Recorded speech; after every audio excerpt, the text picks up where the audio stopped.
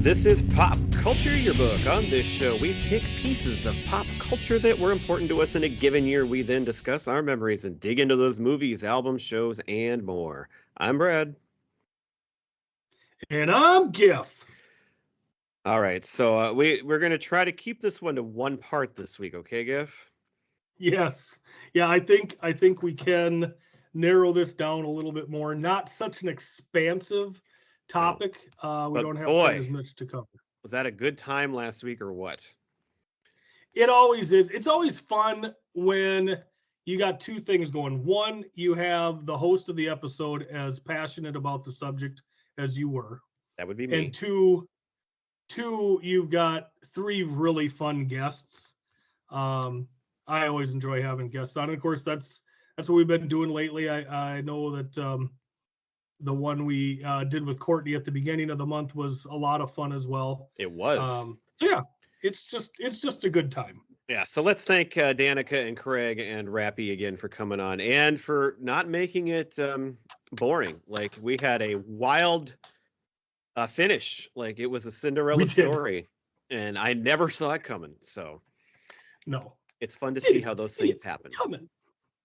Yeah. All right, well, speaking of music, we're going to talk about a movie tonight, but I wanted to mention one thing first. So last night, Craig was there from last week, and my brother, the three of us, had a little guys' night out, and we went and saw this band called the Wild Feathers. And I have been a fan of this band for close to 10 years now. My brother actually discovered them after their first album came out. And I don't know, Gifford, you like country, and Lyle Lovett won last week, which is kind of out of nowhere. I mean, if you like, I don't know, the Jayhawks, if you like the Eagles, if you like just smooth, great country style Americana music, I mean, this band they are one of in my opinion, the most underrated bands ever. So they're playing at this place. It's the Turf Club. It's only seats 350 people, not seats, stands. But like, I don't get it. They've got 5 albums out. They're not nobodies. And I don't get how they're not playing at least somewhat of a bigger place than that. But the good news is, like, they're right in front of me. Like, they're right there. You can almost touch them. These are guys. So there's 5 guys in the band. They started with 4 guys that were all lead singers of previous bands. And they're all from Nashville, and they formed it there. So you get up there. They got 4 microphones across the front of the stage. So there's a guy in the back playing drums, but the other 4 are all playing guitar, bass in front, like 4 front men. And one of them really didn't sing much, just some backups. But the other 3, they all take turns. They all sing. They have songs they sing. They have beautiful harmonies on some songs. And it's of the bands that I personally have never seen before, they were at the top of my list of who I needed to see. And I was so excited to see them, and they didn't disappoint. So if you have never heard of the Wild Feathers and you are listening to this show now, I hope that somebody will go check them out. Like I said, I named some bands that I would compare them to, and I think that those are some pretty good bands. And so they're not country music, but they're that like Nashville, that kind of alt country, that kind of, you know, it's got that country sound, but they also can rock out, and they're awesome. So I thank them for coming to Minneapolis. I can't wait till they come again. I will see them anytime I can, and I wanted to give them a shout out. And I hope Gifford listens to him because he's the one listening to me right now. Well, and I'm just looking on Spotify here. We've got the Wild Feathers Deluxe Version album available. That's their. Looking is Ain't Looking is a single off their 4th album. This is a big song. Yeah, that's a big song. It's an awesome song. They got the Wild Feathers as an album. Yeah, so I mean they have 5 albums. They are. Sirens is on. That's on brand there new. As well. So, I mean, Sirens just came out. Alvarado is an album. Great. So I mean, they are available easily to find on Spotify. So my check personal of the 5, I like them all, but my personal favorite is Greetings from the Neon Frontier. That one has some of the most beautiful harmonies you've ever heard. It's very Eagles-like.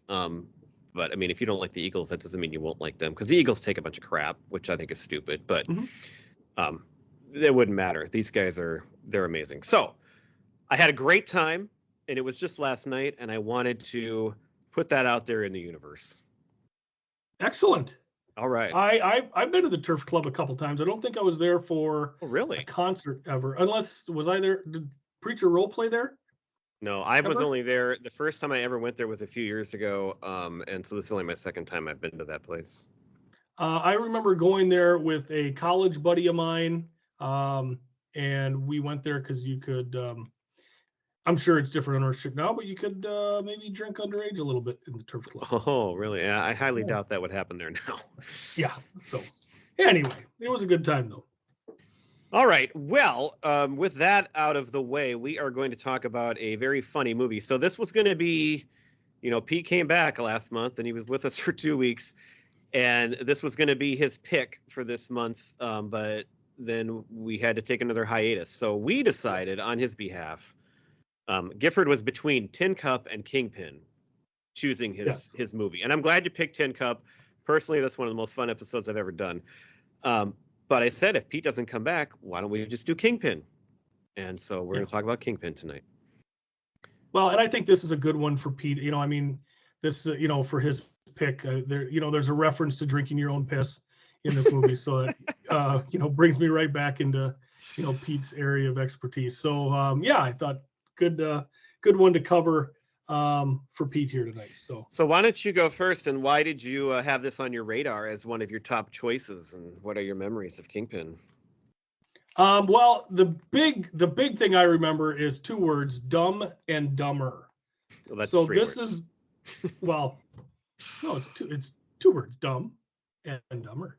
Anyway, this is the second Fairley Brothers movie, and Dumb and Dumber was so huge, so ingrained in me from '94 that when this came out, I saw the previews for it, and it's like, okay, well, we got Woody, we got Bill Murray, we got cousin Eddie. Um, you're not gonna miss with the Fairley Brothers. So I was so Well, this excited was to their see chance to prove. I mean, this was their second movie, so it's like, Yep. okay, are they really that funny, or Mhm. not? And unfortunately, it sounds like a lot of people maybe didn't agree, but we do. Right. I mean, this didn't do well at the box office. Didn't do well critics wise on Rotten Tomatoes for the most part. But it's very crass, lowbrow humor. I'm a crass and lowbrow kind of guy. This hit me right between the eyes. So I always really enjoyed this movie. I was very surprised. And did I pick this as my bomb? I'm trying to remember when we I did that don't think this movie came up list. on that one at all. Okay, but it But yeah, would have it would have qualified. worked, right? Yep. So, um, I I've always been surprised that it was not as highly touted, but once home video came out, then it really started picking up steam. But yeah, I just remember just laughing my ass off at this movie and loving it. I own it on DVD. That's what I watched it on for preparation for this episode. The R-rated version, by the way, not the theatrically released PG-13 version. Wait, Um, this movie was PG-13? Pretty sure. Let me see here. Huh. I'm I just gonna check assumed it that out. was. I suppose there are other ones that are It's PG. It's PG-13. PG-13. Yep. Huh. I Yeah. guess I just thought it was R because it is quite crass and. Right. But there's not really that much. I mean, there's not a lot of nudity, not a lot of violence, not a lot of. No, there's not. I get Um, it. I just in my head I just had that thought. So it's so much slapstick, rather than jarring imagery, I guess. So yeah, I'm a big fan. So that's what I got. What do you got? all right. Well, like you, I was very excited to see this movie. The previews made it look funny, and I had also, of course, seen Dumb and Dumber. If Pete were here, I would say that I know I saw it in the theater with him and some of our friends. I don't think maybe you weren't there. I don't know, but I'm sure Not Pete sure. and I, probably our friend Griebel. I believe we went to Brookings actually to see this movie. I can still kind of picture it. And I know that I laughed so much that night. It was so funny. Um, I feel like the Randy Quaid part. You brought up Cousin Eddie. I mean, this is not Cousin Eddie. This is like as far from No. it as you can get. It is kind of an odd part, but that's also part of the fun. Like it's so Mm-hmm. ridiculous. Like it's like, is he supposed to be a kid or what? They Right. do mention his age though at one point, so it's really weird. But that's part of the fun because they just go for it. They just like Tin Cup, they just go for it, and sometimes it works, and maybe sometimes it doesn't. I felt like it worked. A couple things stood out to me this time. I mean, it isn't almost 2 hours, so it was longer than I expected. Mhm. But I didn't really mind going in because I know I like the movie. I've seen it so many times, so it's like, okay, well, whatever. It did only get 49% by critics on Rotten Tomatoes, 69 by audiences, which I feel like is way Mhm. low. I can get why of those three big movies they put out in a row, this is the lowest, you know, thought of one by a lot of people because it does have, and even like as I'm watching it, the first half or so, I mean, there's some parts where it kind of lulled or maybe it was just a little bit too much. It doesn't mean I don't like it, but I can see how people might compare it less than something about Mary and Dumb and Dumber. Well, yeah, but that's Um, like saying who's the ugliest well, Charlie's Angel. right, I know. That's I why mean, I'd it's say I still still think these great. percentages should be higher. Right. But like, there's two things to me that final scene.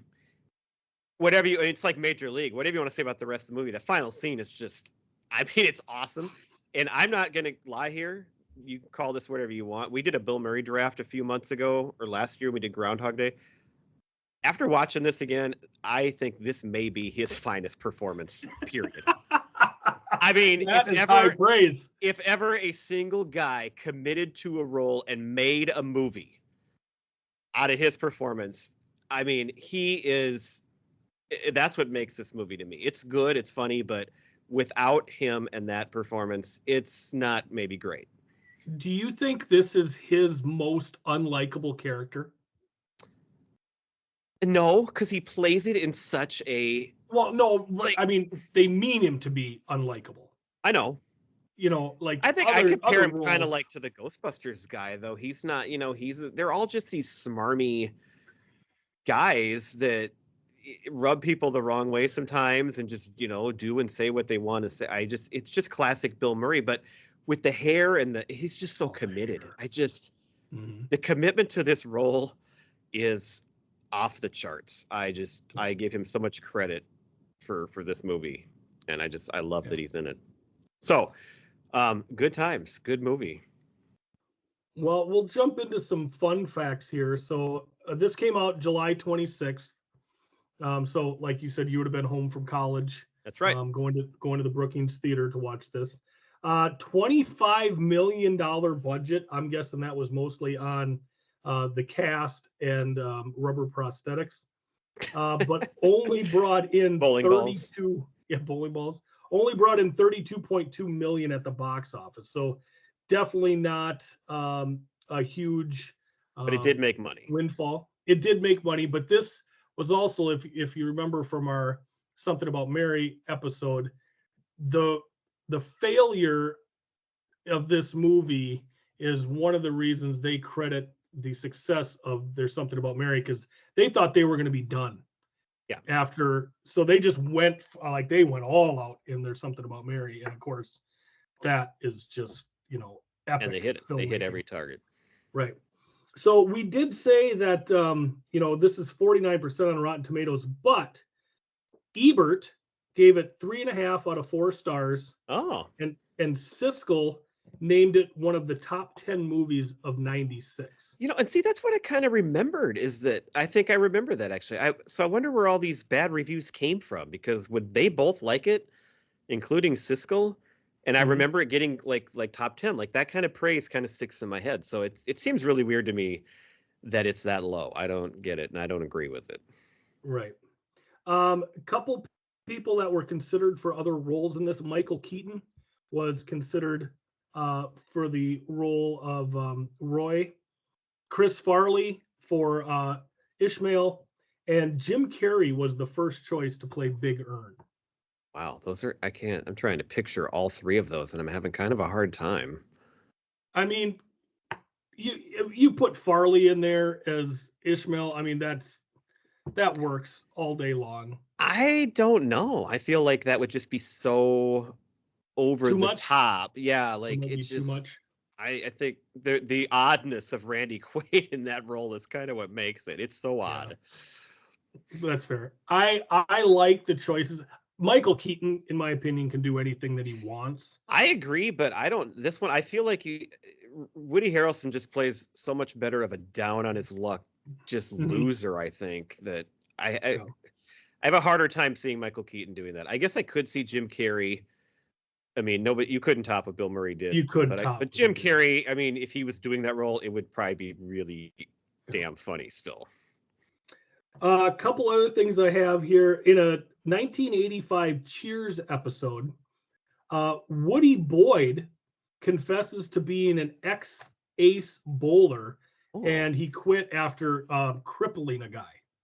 no way. Yes, yes, And he's from uh, Indiana, but not Iowa. But we got yeah. similar state names. hmm Michael Richards was considered for a role. Didn't say which one in the reading that I found. Had a bit of a disagreement with the Fairleys on it and excused himself to go to the bathroom and then climbed out the bathroom window. My God, that guy's so weird. A little bit. The last one I have here, you talked earlier about Murray completely committing to this role. That final 10th frame sequence in the Oh movie, God, it's so good. he actually bowled 3 strikes in a row. Well, I was gonna say because you can tell it's really him bowling because the ball is not hitting the pocket like a pro would do. But I didn't. I mean, I wondered how many takes it would, how many tries it would One. take. But It took that's one in that's that awesome, 10th and that frame. probably makes his reaction even more real too. Then I mean, it's That's just exactly what it oh is. The God, crowd's that's awesome. reaction was genuine. His reaction was genuine That's because so he great. actually pulled it off. So Woody was a horrible bowler. Like they really had a hard time with him. Plus, of course, he's Well, trying to do this with a yeah, it prosthetic. doesn't really matter Yeah, with that hand.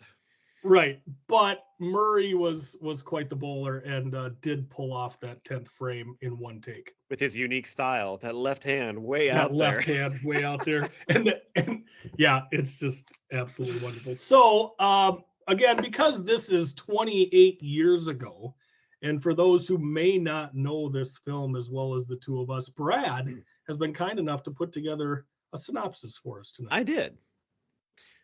All right. So Roy Munson is a former Iowa State bowling champion who had a great relationship with his father and promised to be an upstanding member of society. Unfortunately, he gets roped into a sketchy match with another bowler named Ernie McCracken. When things go sideways, Roy ends up losing his bowling hand as penance. Years later, Roy has a hook for a hand and is nothing like he promised his father. He spots what he thinks is a prodigy in an Amish bowler named Ishmael. Together, they team up to win team up to try to win a $1 million tournament to turn Roy's life around and to save the struggling Amish farm. This odd couple adds a third wheel named Vanessa along the way after more late night sketchy bowling trouble. Eventually, they reach the tournament in Reno, but Ishmael breaks his hand and cannot enter the tournament. It is left to Roy to rediscover his old form using his rubber hand and facing his old nemesis, Big Ern McCracken. Will there be a happy ending for Roy, for Ishmael's family, for the whore Vanessa? We're about to let you know right now. My whore. Yeah, that's So, and great. we're going to That was draft excellent. at the end of this. We're doing odd couples, and I love it's kind of a threesome actually, but the odd couple pairing idea in movies, but also this movie has that road trip behind it too. And a lot of the Mhm. great odd couple movies are like road trip type things. Yep. So I think we're going to have some fun with that. But before we do, we will tell you the rest you need to know about Kingpin. Well, and that road trip lends itself to being confined with each other, where you got a captive audience there. Right. And So that's why the odd yep, couple thing that comes in. that works out well. Yeah. So we're gonna get into the cast here. We'll run through our major players. As we said before, we got Woody Harrelson plays our title character, Roy Munson. Um, as Brad said, promising young talent in the bowling world. Wins the 1979 Iowa State Championship, and then goes out on the pro tour where he is very quickly um, befriended. Influenced. Yeah. Influenced would be a better word by Bigger and McCracken. Taken under his wing. Yes, played by Bill Murray, and of course, Big Earn is just the slimiest guy that you could possibly find. He's mad at Roy for beating him in this tournament, and ends up putting sugar in his gas tank, and then taking him under his wing to get But the hosed whole in this con thing hustle. kind of makes sense too, because Mhm.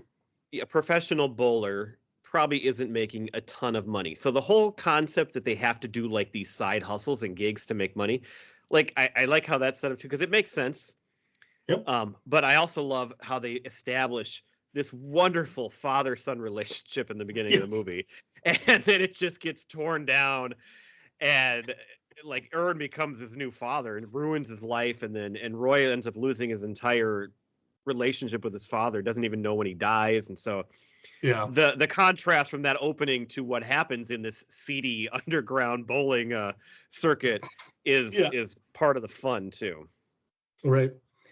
We've got Randy Quaid plays Ishmael in this, the young Amish lad who Young. sneaks away to bowl and just has a rocket arm. And Roy sees him But as does he? his right. Well, exactly.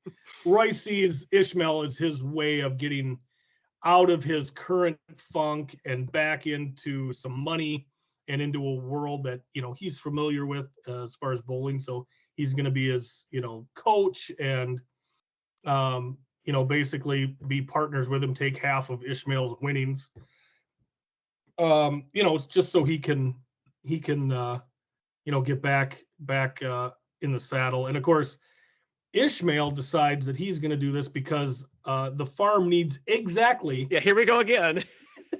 The exact setup. exactly $500,000, and of course the winning purse in Reno is for $1 million, so that'd be 500,000 each. So I love. that's I'm how glad we you end brought up. that up.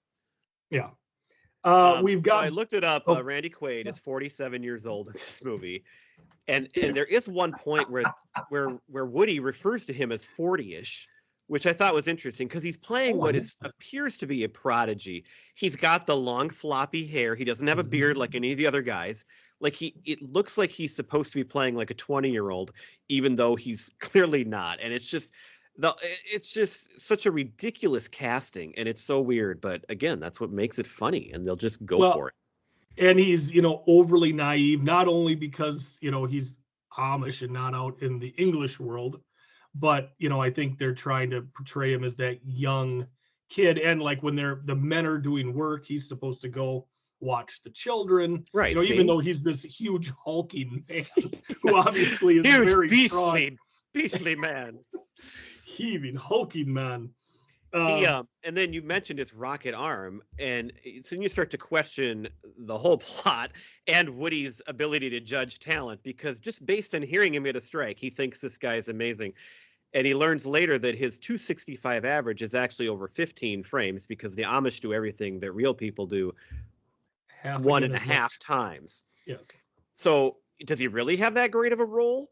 Or No. because 265, that probably isn't even that great at 15 frames. So, Well, no, it's like 180. Like it's but not even breaking 200. he's still good enough that Roy thinks that he can, craft him, because he has no other choice anyway. So Well, Roy's desperate. Like he's got to do whatever he can get out of this kid, this correct. 47-year-old kid. We've got Vanessa Angel, who plays the very fetching Claudia.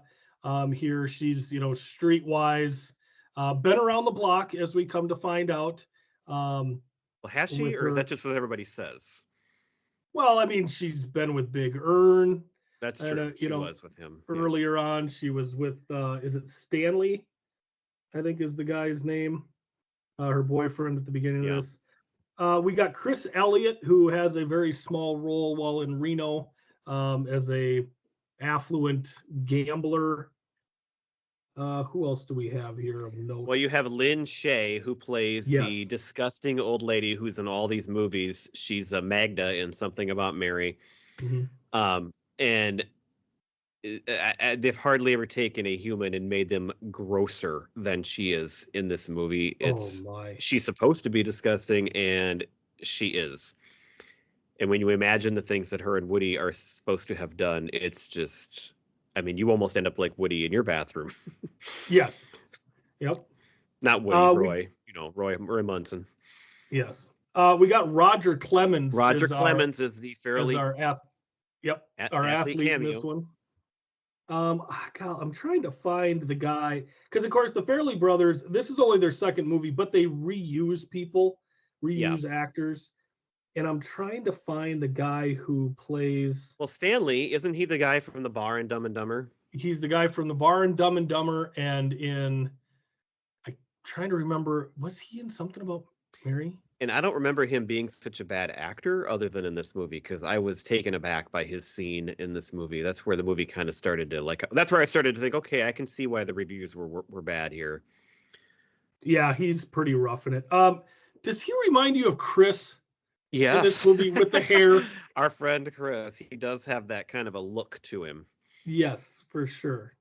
So yeah, he was the bartender. I got you landed on the moon. Yeah, go ahead. not actors in the cast, but you do have an appearance by Jonathan Richman, who is the guitar player in Something About Mary, who also shows up singing in this movie, which I didn't remember that. I thought he was just in the other one.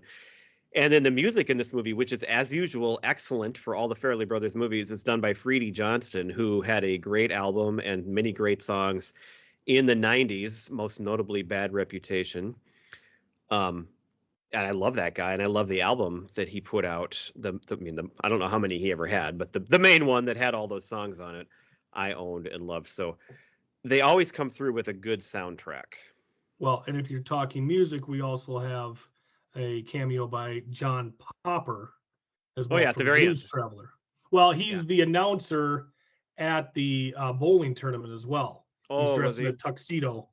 Yep. Okay. And then they have the final credits, the end credits. He's playing with Blues Traveler. I find Blues Traveler wearing Amish beards to be kind of a disturbing thing to look at. Well, all right then. But it's a fun little final scene there. Yeah. I always like those. It's not bloopers, but I always love those like ending scenes when comedies put them in something like that. Yeah. Yeah, it's lighthearted. Also, we have as the purse snatcher Willie Garrison, who people might know from Sex and the City. Yep. I think I do recognize him from Sex and the City. That's exactly where that's funny. I think that's pretty much all that I don't have any other ones. But yeah, I mean, it really revolves around 4 people. Correct. Roy, Ishmael, Vanessa, and then Big Ern. There aren't too many other major roles in the movie. No. Do you want to get into favorite scenes or lines from those scenes? Let's go. Well, where do you want to start on that? Well, if I'm going to name my favorite scene, I got to jump way ahead to almost the end of the movie. Okay. And I'm not talking about the bowling scene, which maybe we'll get to that here too. I'm talking about when they arrive in Vegas and they're in the bar and the TV's on. The ad for Ernie McCracken, where he fathers a fatherless child in every city that he visits, where basically it's an excuse for him to go find a hot single mom that he obviously has sex with. That ad is about 1 minute of sheer perfection. It's so funny. His acting, the writing of it, the look of it, it's just hilarious. And it was like the biggest thing that I remember from this movie. And I just think it's so great. And then at the end where there's these 4 hot women and these 4 sons and it's him talking and it comes across as a very earnest, commercial where you're helping people out. But if you're paying any attention at all, it's, completely the opposite. So that's my favorite thing in the whole movie. I think it's just brilliant. What makes it great too is like at the tournament, the announcers for ESPN are lauding his charity work and with the children. So, I mean, everybody has been taken in by this guy and he is very charismatic, but you also come to find out that he is being sued for, in a paternity suit. And his response to that is, I pulled out way early on that one. Hey, I got that one written down. So that is outstanding. I love in that commercial where of course, all the moms are absolutely smoke shows. And you got the one mom bent over a football hiking it, and he And just grabs her snaps her, skirt and snaps it up over her back. Oh deeper, my God. deeper. Yeah, deeper. that is a great scene. I'm gonna go with the post-coitus scene between Roy and the landlord. Oh, really? That is, It's too I gross think, for me. it is so funny, and that's a line that It's got some great lines. You might as well go to that them now. that gets used around here. Gets I used around here. it does. I mean, yeah, I've used that line around here. What is it about good sex that makes me have to take a crap? You really jarred something loose, Tiger. I mean, I've uttered that line on multiple occasions. Those It's are pretty outstanding. pretty iconic lines from this movie. The Roy toy. Oh my God, it's just, yeah, and it's such a jarring scene that every time I think of this movie, that's what I think of, I do is her. too. And talking about how next month's rent's coming up, he has to practice his tongue skills, and then of course she does the fingers in front of the. I mean, she's so disgusting. It's amazing. It's definitely a memorable scene. It's just so gross. I couldn't put it in my favorite scenes, but it's obviously one of the big ones that anybody's going to remember. Yeah. My next favorite one that I have marked here is I love when they get to the farm and Roy has to stay there for a while to try to, convince everybody that he should take Ishmael and everything. And not only, it's just great montage. So it's got a great song, Sooner or Later by the English Beat, great background music playing. But the montage of him working and just screwing everything up, dropping the barn, milking the bull. Oh my God. It's so funny, and it's one thing after another, and it's great, and it's set to great music, which always puts things at another level for me. So Yeah. your fish out of water scene there. Correct. Yeah, But and he's trying so hard. He gets up early to milk the cow. We don't have a cow, we have a bull. that was one of the biggest things I remembered. Of course, I grew up on a dairy farm, so Took some doing. took some doing, took some time to get her warmed up, then pow, all at once. The only issue I have with that is that really the entire Amish farm doesn't have a cow. I have a hard time believing that, but just the They fact probably that would make their own milk there, you would think. well, their own, butter and things like that. Yeah, Just how he's running across the yard with that pail sloshing, he's so happy. and he's already got the white strip on his mustache, and then takes another drink. It's just, oh my God, it's pure comedy genius as far as I'm concerned, especially being a farm boy myself. So I really got a kick out of that montage. Took some doing. Yeah, that's great. For me, it would be the reuniting in Reno with Big Ern, where they're at the buffet, and Ern is coming through getting interviewed by a reporter, and he's talking about this paternity suit and everything, and they run into each other, and Big Ern is he's so smarmy. This is where we find out that him and Claudia had been together in the past. And you have Ishmael breaking his hand, trying to punch him. And the way that Big Ern runs away from that conflict, where he's like skipping to the side a little bit. Yeah, oh yes. Out of there. Skipping around the corner. I could totally, I love that. But he's so great in that scene because he just keeps coming. He's kind of like, just Slick Willie, just working his way through, trying to still get on Claudia, or not, Claudia, even though she's with these other two guys and telling her what room he's in and everything like that as he runs away. That's one of my favorite ones as well. Speaking of escapes, so Bill Murray's little skip around the corner is great. But did you notice too, So after the late night, so I want to mention that late night bowling scene with the guy from Dumb and Dumber.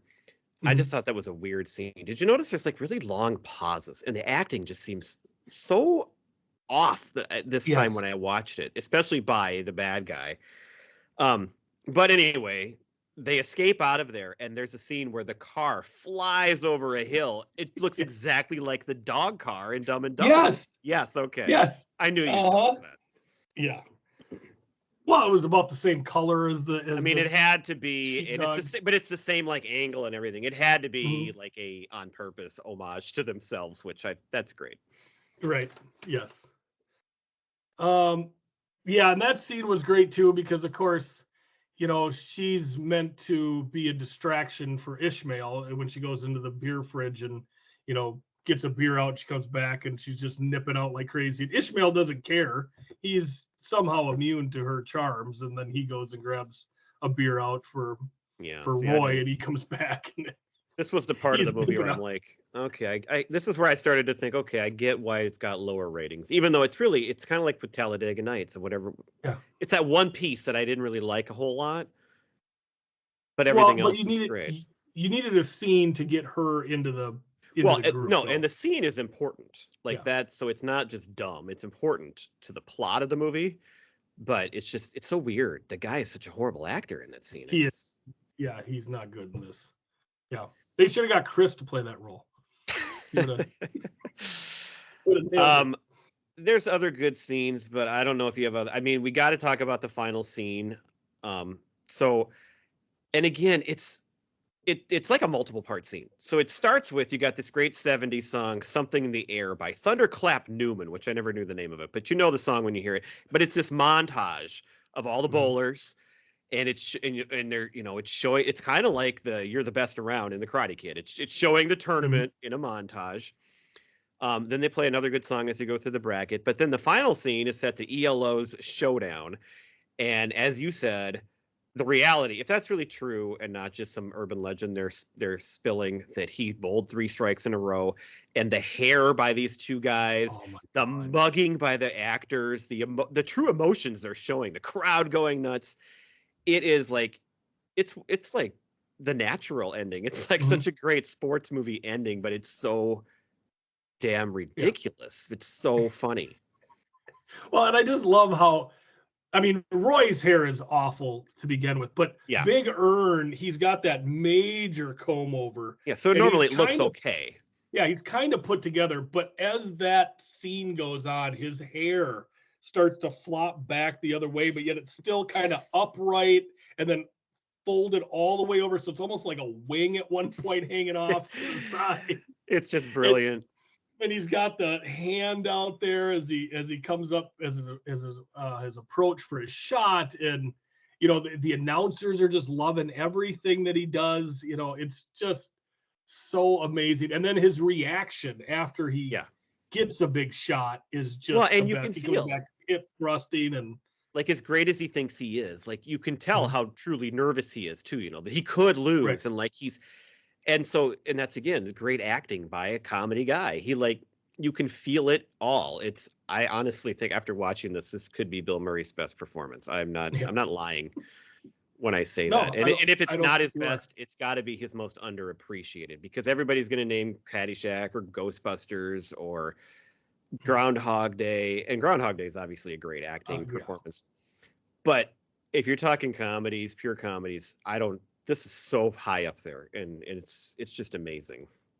Well, I mean, he makes the movie, and this scene makes the movie, period. Right. And I think what's also fun about it is he is just, kind of like the kids that he helps father. He's coming in late.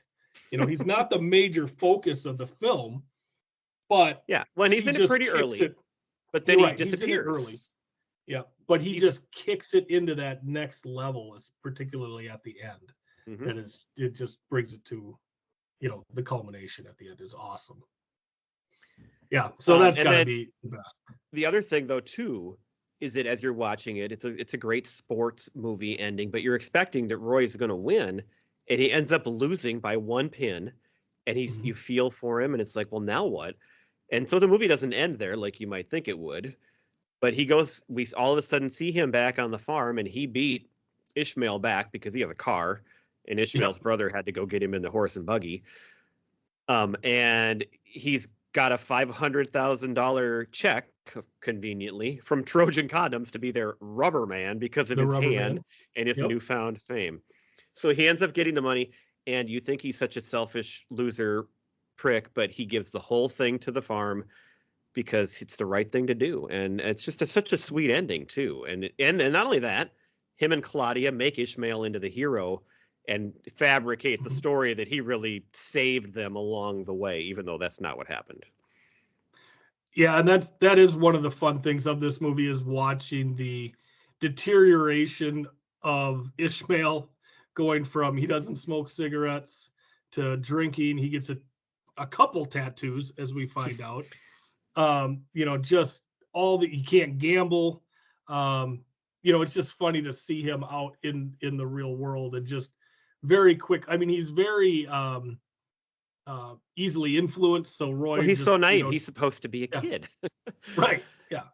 You know what it says in the Bible, and not forgiving people, right, Gifford? I think it's against it. It's against it.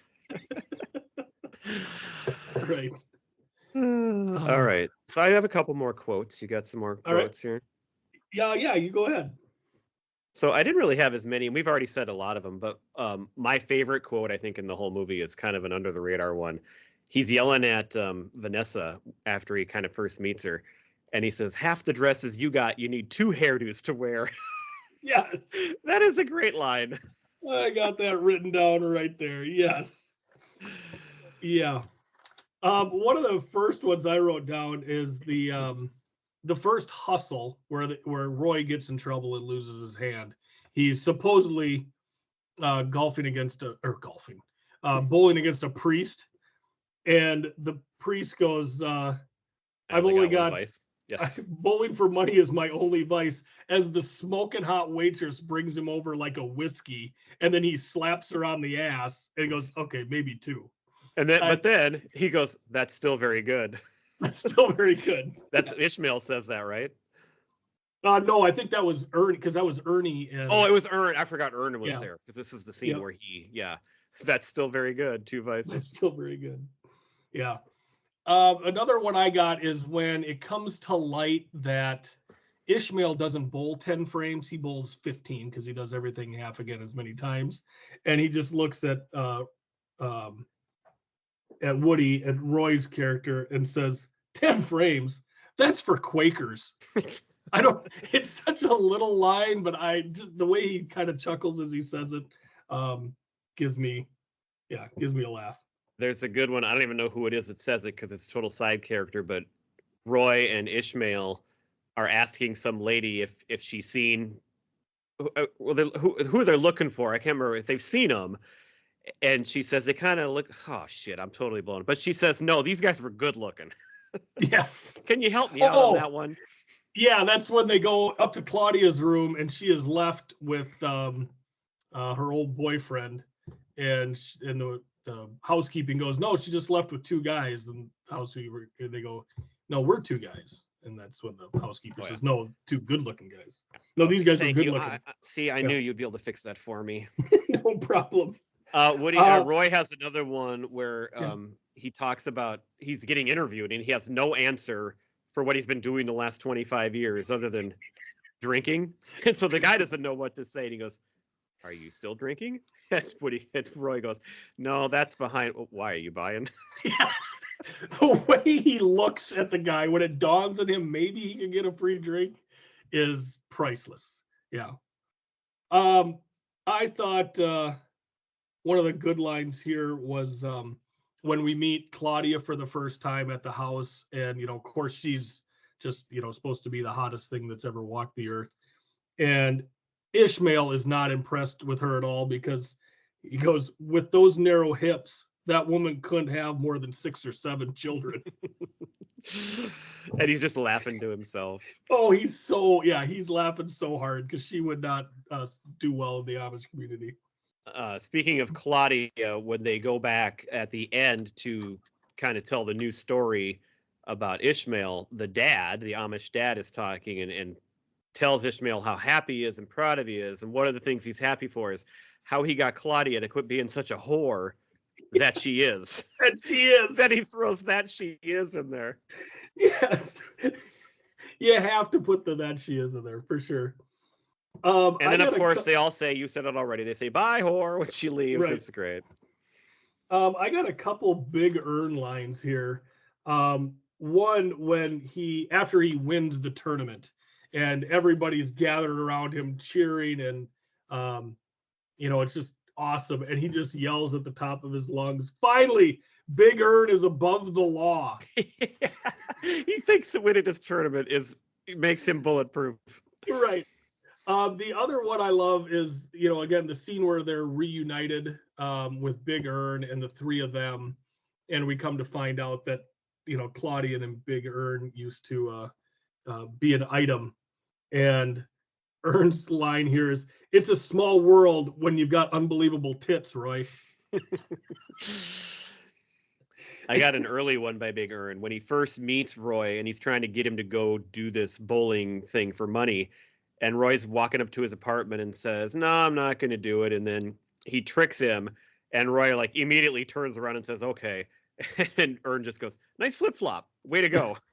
Because he knows he's going to convince him. So he's just sitting there waiting it out. Yeah, he's putting the but he didn't have to wait more guilt trip on 10 seconds. He's putting the big guilt trip on, saying, well, have you even called your parents yet? We better hurry up. We can call them real quick, so just laying the guilt trip on him that, if he doesn't do this, he's going to have to go back home with his tail between his legs. The last one I got here is the scene with Skidmark, who is Roger Clemens. And Roy has the genius idea of getting Ishmael out of trouble with these guys and knocks out Ishmael to save him and screams at him. And pours Tabasco sauce in his eyes. Yes, and has drinks with him afterwards.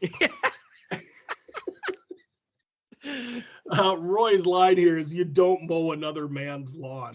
I think that's, you don't rub another man's rhubarb, a good one from Batman. My last one is the name's not Boy, it's Roy. Well, and to think, in the beginning, like you said, he's got this, great relationship with his dad. And as he's leaving town to go out on the pro tour, his, dad says that people are going to associate the name Munson with greatness. And as we come to find out through the movie, that his last name has become synonymous with failure. Multiple people use the phrase getting Munsoned.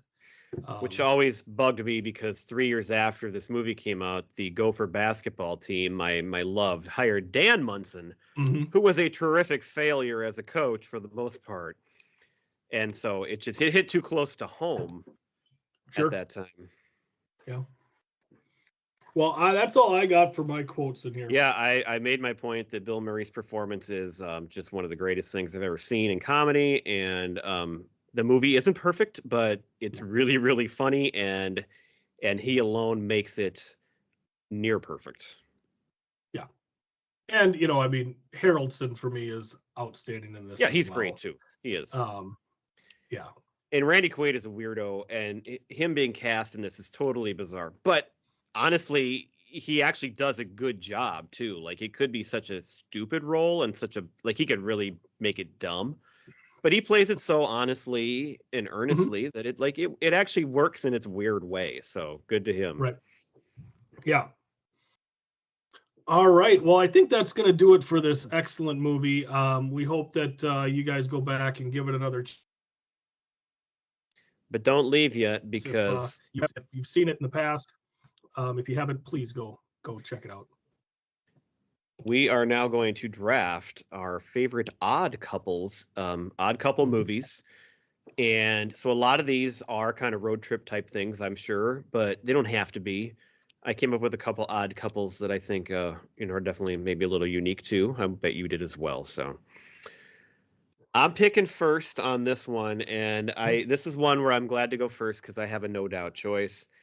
And it's Steve Martin and John Candy in Planes, Trains, and Automobiles. And we're putting this out. This is like our Thanksgiving episode. So how perfect that is my choice here. And You can't beat. You just can't beat it. Was that your number one pick too?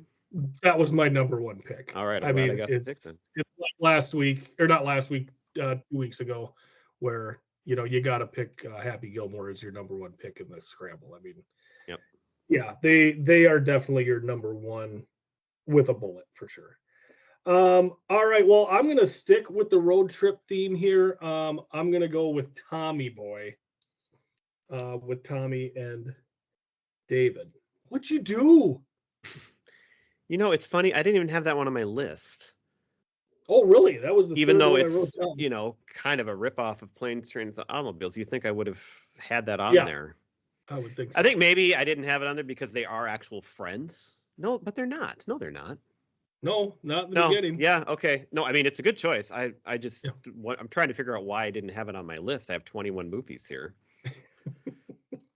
All right, well, I'm going to go with another great road trip one, and this is one that I had heard a lot about through my whole life, and it's got a guy in it that one of my first favorite actors, but I had never really watched it until sometime within the last year.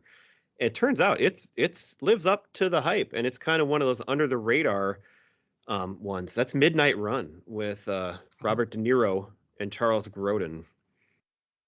And I love Robert De Niro, and I watched all his movies in high school when I got into him. But this one I kind of missed. That would be a hole for me.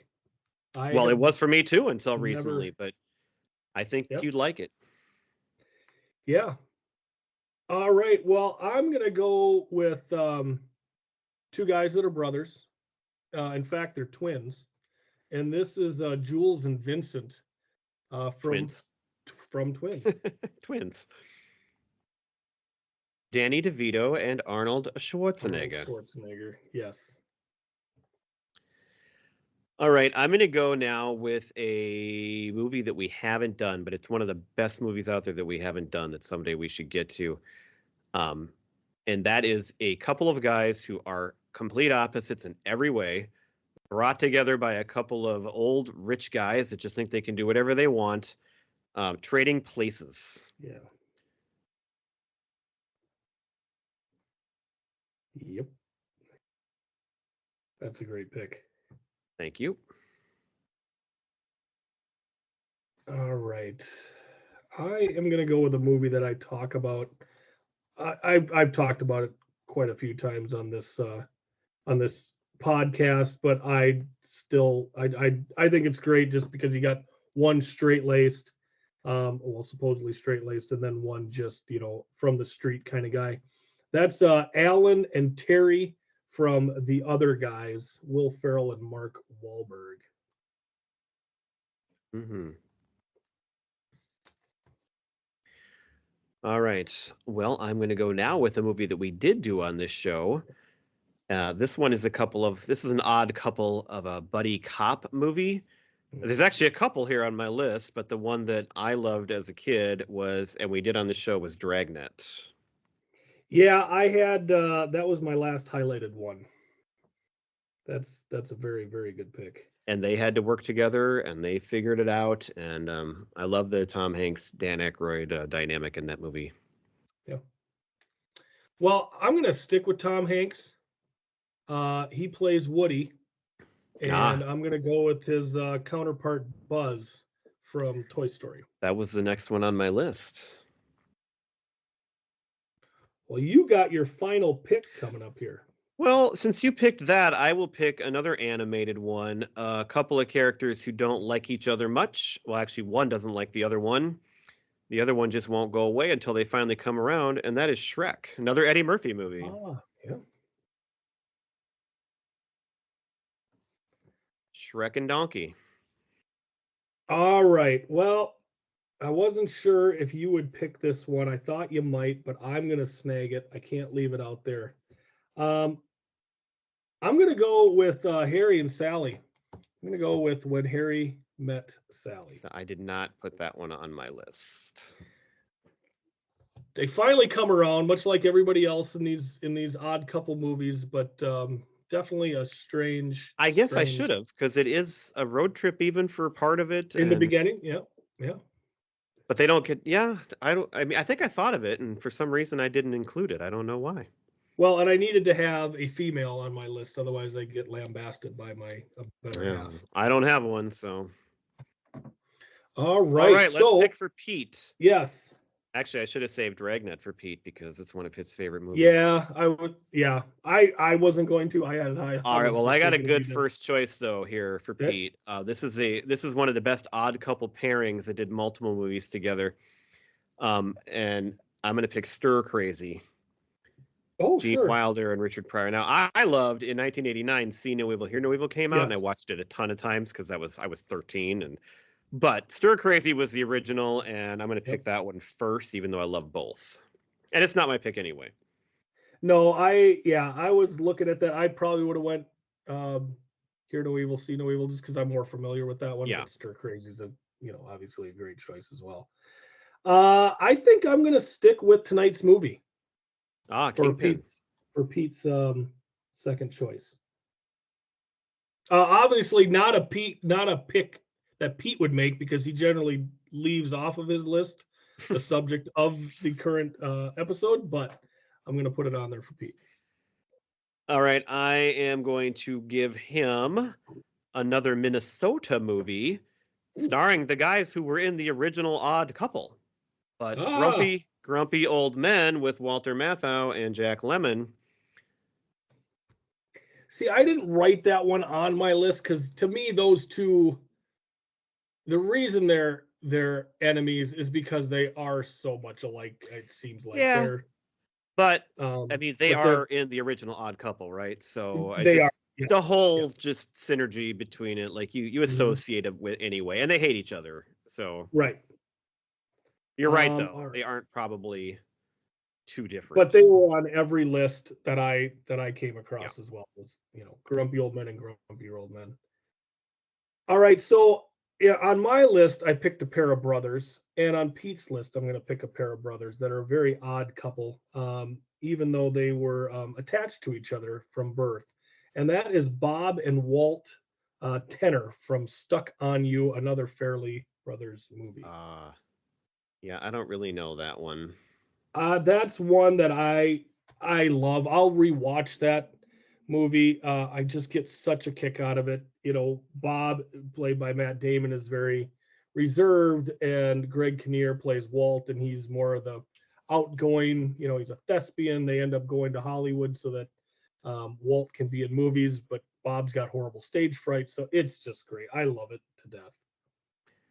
All right. Well, since we each picked an animated movie, I'm going to finish Pete's lift off with another animated movie, and the odd couple pairing is right in the title, Beauty and the Beast. Very good. Very good. I felt that was a nice parallel ending since we each had one as well. Hmm. Yeah. All right. Got quite a few more here. You want to go first? Yeah, I'll knock off a few. Of course, I put the odd couple on there. We mentioned that already. I got 48 hours. I got Rush Hour, The Nice Guys, another movie that I've only seen once, but I watched it and I was in the right mood. Get Hard with Farrell and Kevin Hart. I thought was great. Driving Miss Daisy, Aha, interesting. I didn't get that one. Crocodile Dundee, another male female pairing there with the guy from Down Under and the big city girl. And then I also went with Happy Gilmore, a little difference between him and Chubbs. The movie Her, you're dating a AI. That's kind That's of an odd couple. odd pairing. Son in Law. And the last one I have here is King Kong. Yeah, I saw that one on a Mhm. list too. Yeah. So you didn't mention Lethal Weapon, right? No, because again, it's kind of like grumpy old men for me. I mean, there's differences there, but at the end of it, they're both two guys that just want to be, do the right thing as far as cops go. So All right. I guess you could yeah. technically throw Die Hard in there too. I mean, between Yep. Roy and Al. But again, Yep. they're probably not that much different, but they come from Mhm. different cities and backgrounds, and Yep. so you could throw that on there too for the same reasons. Yep. Um, how about Die Hard with a Vengeance with him see, and I saw Samuel that. L. Jackson. That one is Yep. you put two different guys together. Yeah, I saw that one on there. That's a good one. This one isn't an odd couple, but I think you have an odd fivesome. I think you got to mention The Breakfast Club. I threw that one in here as Very good. as an honorable mention type pick. I just recently rewatched Ryan Gosling in Lars and the Real Girl, where he dates a real doll. It's a really lovely movie. Yeah, I've not seen that one. It's not. It sounds weird, but it's like it's really done well. And then I have three more, and these are all kind of, I wouldn't probably pick them for this, but we talked about the way back. I feel like the young kid and Sam Rockwell. I mean, that's the couple in the movie, and they're definitely the whole thing revolves around that. How about Clarice and Hannibal Lecter in The Silence of the Lambs? Oh, that's a good one. I mean, they're not a Wow. couple, but again, everything is driven They're between partnered. those two. They're partnered up to get Buffalo Bill. Yeah, so They are. for They sure. are actually. You're right. Mhm. And then my last one I thought was a good choice too would be The Shawshank Redemption. Yeah, Andy and Red. That's a So good some one. of these maybe wouldn't come to your mind as the original choices, but I feel like those are all really good ones to throw in and make it a little more fun to think about some of those other options. Yeah, very well done. I like it. Yes. So that was a good list, I think. Yeah, nailed it. All right. So Oddly it enough. is the end of 1996, Gifford. Yes, so that means we are going to be closing the yearbook. And not only are we closing the yearbook for this month, but we're going to be closing the yearbook for the year, correct? Like we're going to I mean, yes, we're not doing a year next month. correct. We are going to have just a plethora of fun Christmas related things that we're going to be doing. Do you want to tease a little bit what we're going to get into? Well, we are planning to do Home Alone for one. That's kind of the big Christmas movie that we all love that we have not yet discussed on this show before. So that'll be fun. We're going to draft a couple years ago in our first season. We did our highest downloaded show on the history of the show is our Christmas playlist one. We're gonna redo that. We're going to draft new Christmas songs, but none of the ones we picked back then will be on the table. So we will share what we picked, and then we will redo it, and it's going to be great because there's so many songs to pick. Like it's going to be easy. And with that one, we didn't draft back then. We didn't. No. So we could have crossovers back then because we were using the Playlist Wars format of Brian Colburn, who allowed us to do that and was actually guested remotely on the show. We are going to do some toys talk and draft, classic 80s toys growing up when we were kids. And Gifford, why don't you tell them? You always have this one planned, and you're just a fantastic person for this. Yeah, so we have done this in the past. 3 times we've done an initials game. Twice we've done the modified version that I have kind of created on an offshoot of a popular game show played on my morning show that I listen to. So we're going to do a initials game just based on anything to do with Christmas or the holiday season. So I'm currently putting together that. That's going to be a lot of fun. We're going to have on some fellow podcasters to be contestants on that. Good group coming on that one. That's going to be an extravaganza again. Yeah, so we're it won't last 2 hours. It won't be 2.5 hours long this time, though. Right. So we're not exactly sure what the order of those episodes are going to be. I think next week, if I can get all my work done, we're going to start with initials and just kind of go from there. But yeah, we've got a lot of fun stuff planned for December around the holiday season, which we love so much. It is going to be a good old time. And he is so good at the initials game. So if you haven't listened to one of those that we've done before, you should go back and check them out. We did a Halloween one a year and a half ago, or well, a year ago. I don't know. And we did one in the summer on a Minnesota thing. We've done it 3 times, like you said. So if you go into that catalog, you can find them. And Gifford does an amazing job, and it's always a good time. Very fun game, yes. And I love putting it together. So it'll be good. And hopefully we're gonna have Pete back for the month. If you are a Petester, he is planning to be on with us all month. Yes. So good times. Hey, Gifford. Yes, sir. Do you know which band fathers a kid in every city they visit? Unfortunately, that is Preacher Row. Yeah. Yeah, but they can get away with it. They can. Yeah. They're above the law now. That's right. All right. 9096 was fun. Thanks for playing along. We'll see you next month. Yes. Thanks, guys. Bye.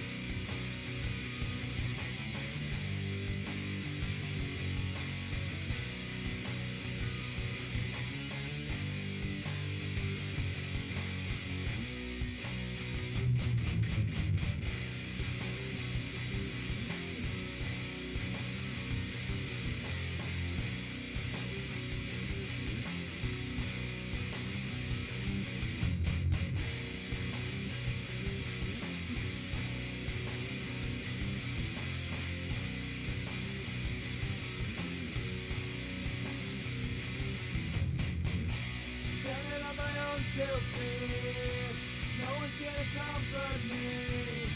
Sorry for what I have done. Sorry that your son is gone. 7 steps and it will be my last. And start to me on my back. I turn and I look to you. I'm scared but there's nothing I can do.